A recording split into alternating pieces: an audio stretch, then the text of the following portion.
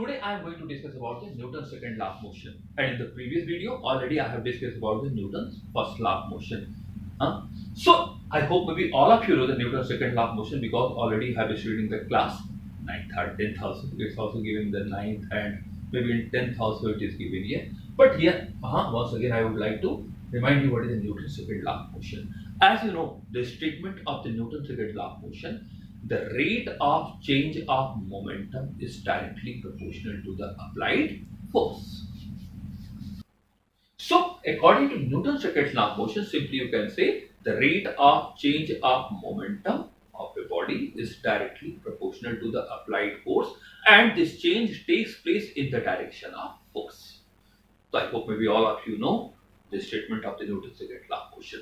Let a body of mass m moving with velocity v, then its linear momentum p is equal to m into v. And according to the statement of Newton's second law,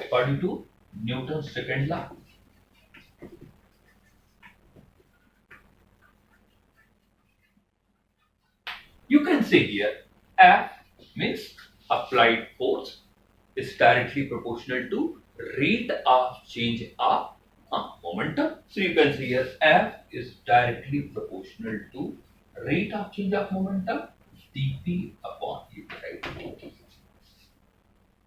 Or you can say R F is directly proportional to d dt. At place of vector p, you can write m into v. So here you can write m v upon. Or you can say F is directly proportional to, since the mass of the body is constant in the classical mechanics, mass of the body is what here constant. Take m outside and here you will write dv upon dt. And you know this dv upon dt, already I have told you this will give what here? Acceleration. So you can see F is directly proportional to mass into acceleration. And when we remove the proportionality constant, then here we will introduce a new constant. Suppose that new constant is k. So you can write F is equal to k and into a.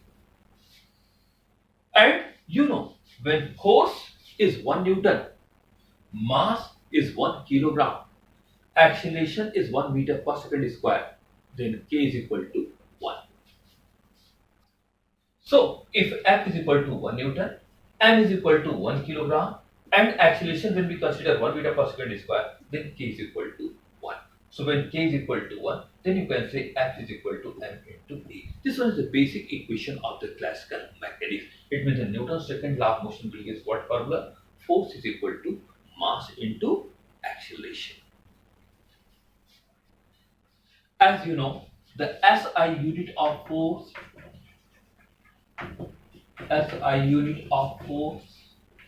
is what here? Newton. CGS unit is dyne.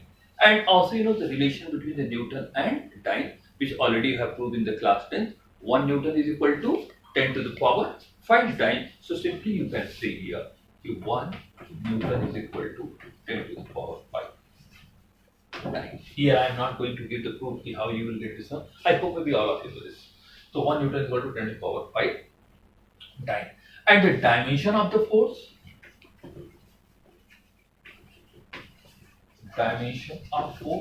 you know here, mass into acceleration is NLT minus T.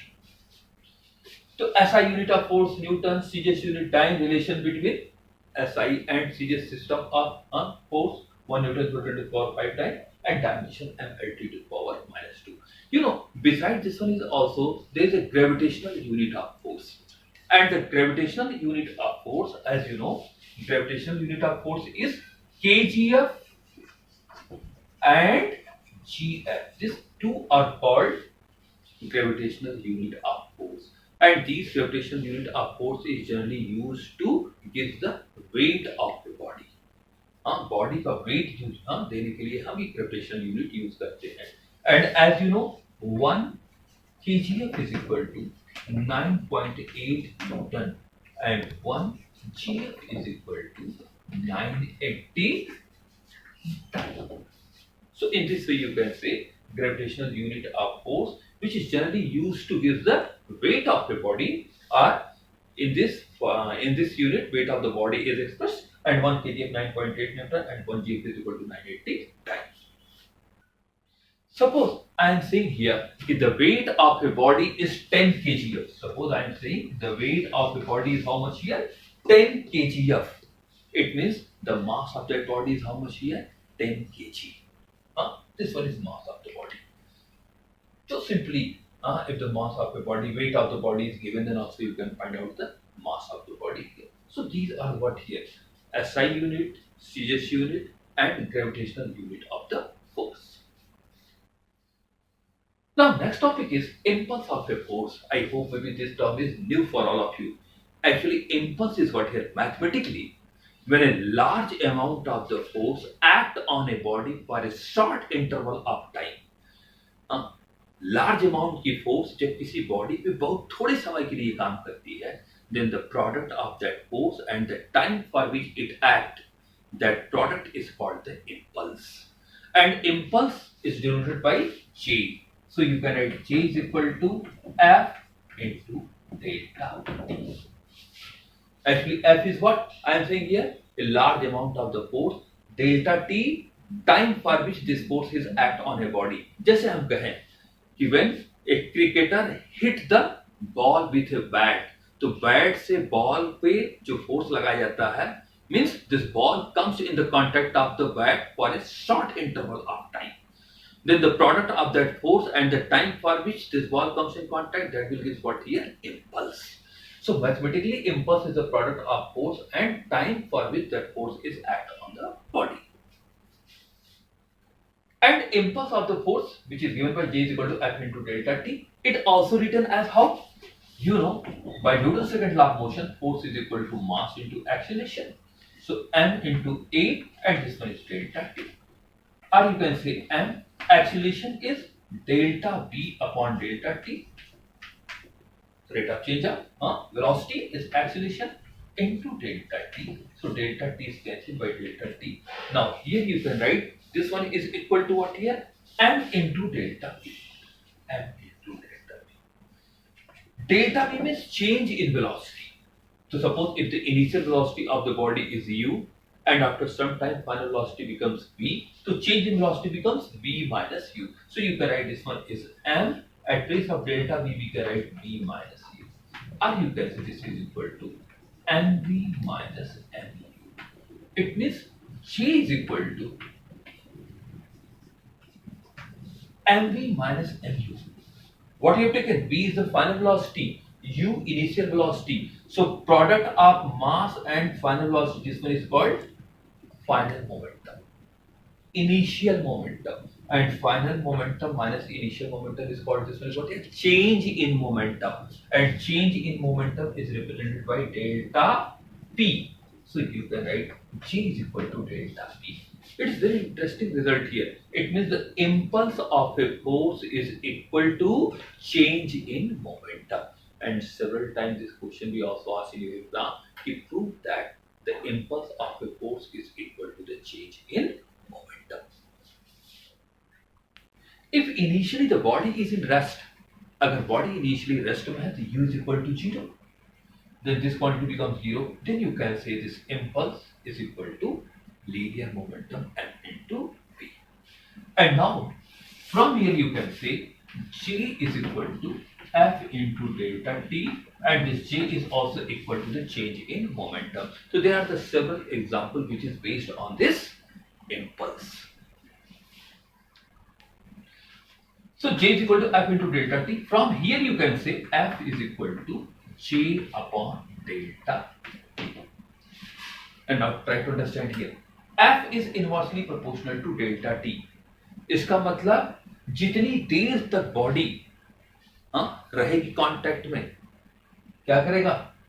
अगर delta T बहुत ज्यादा होगा तो force बहुत delta T बहुत ज्यादा होगा, force बहुत कम होगा, और डेल्टा टी बहुत कम होगा तो फोर्स बहुत ज्यादा लगेगा बॉडी के ऊपर। जैसे I hope may be all of you know, a cricketer after taking the catch pull his hand back. कोई क्रिकेटर कैच लेने के बाद अपने हाथ को पीछे खींच लेता है, तो पीछे खींचता है क्या करने के लिए? टाइम बढ़ाने के लिए। So when delta T increase, then force due to that ball on his hand is what here less. In this way that cricketer becomes what here less hard. उसको कम चोट लगेगी। तो simply you can say कि if delta t बढ़ जाएगा तो force क्या हो जाएगा? कम हो जाएगा। In same way, if you will jump from any height on a cemented floor and on a mud floor, so when you will come in the cemented floor, तो immediately come in rest, delta T बहुत कम हो जाएगा, वहां पे तुरंत आप rest में आ जाएंगे, तो वहां पे फोर्स बहुत ज्यादा होगा, तो हाथ पैर टूट जाएगा। But in the case when you will jump in suppose water और when you will jump in mud, then immediately you will not come in rest, then delta T means the time to come in rest is more. तो delta T वहां ज्यादा लगेगा, ज्यादा time बाद आप rest में आएंगे, और जितना डेल्टा टी ज्यादा लगेगा फोर्स उतना ही कम। इसीलिए when you will jump from any height in water और in mud, then comparatively to cemented floor you will becomes what here less hard. And same concept is used in the vehicles. In the vehicles we will use the shockers. Then the role of the shocker is what here? When any exertion is put or when any reactionary force is put on it, then it compress करेगा, क्या होगा? Delta T को बढ़ा देगा, तो force क्या लगने लगेगा? फोर्स ऑफ एक्सर्शन कम लगेगा। तो all these are only due to what here?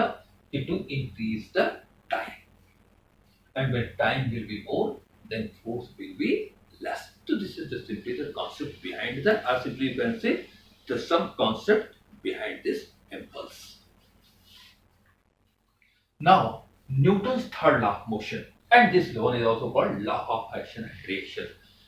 Dear student, I hope maybe all of you know the statement of the Newton's third law of motion. You know, according to the Newton's third law of motion, for every action there is equal and opposite reaction. It's not enough. For every action there is equal and opposite reaction. You add also this one where action and reaction acts on different bodies. कभी भी action और reaction एक ही body पे नहीं लगेगी। तो you can say according to Newton's third law of motion, for every action there is equal and opposite reaction.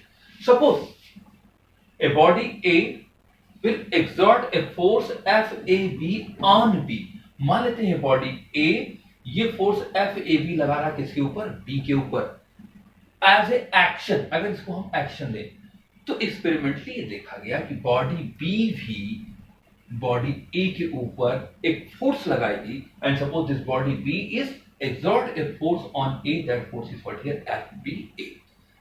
So experimentally it observed that this net force FAB plus FBA is equal to 0. It means FAB is equal to minus FBA.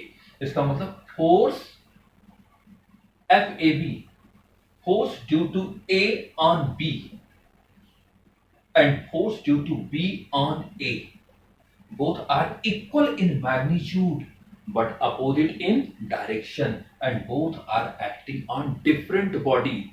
ये force जो लग रहा है वो अलग body पे, ये force किस पे लग रहा है? अलग बॉडी पे लग रहा है, दोनों एक ही बॉडी पे नहीं लगेंगे। जैसे कि अगर हम एक कोई स्ट्रिंग ले लें और दो बच्चों से कहें कि उसको खींचो, तो ये इधर खींचेगा और मान लो वो उधर खींचेगा, या सिंपली आप कह लीजिए कि कोई भी एक्सर्शन का केस ले लें, तो when a string is broken, the both will be fall, not only one. Yeah, the concept of the action and reaction here.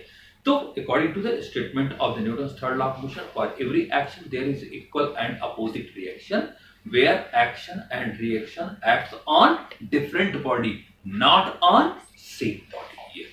So simply you can say FAB is equal to FBA.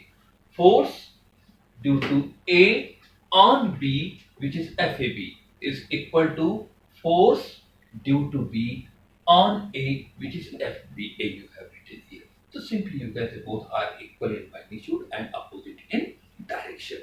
जहां भी आप कोई भी force लगाएंगे तो उसका reaction force आपको मिलेगा। आप जो फोर्स लगा रहे हैं वो एक्शन, आपको जो मिल रहा होगा या दूसरी बॉडी जो आपके ऊपर लगाएगी वो क्या कहलाएगी, उसकी रिएक्शन। और दोनों एक्शन और रिएक्शन का मैग्नीट्यूड क्या होगा, बराबर, और डायरेक्शन क्या होगी उसके opposite.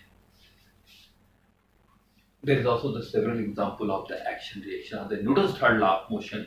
For example, walking on ground. You know, how can we walk on the ground? When you will push the ground in the backward direction, it means you are applying a action as a force on the ground. Then ground will apply a reaction force on you in forward direction here. So action and reaction both are acting on different body and the magnitude of action and reaction both are same. So walking on ground is the example of action and reaction. You know, walking on a sand or ice. You know, it is difficult to walk on sand or ice. Why?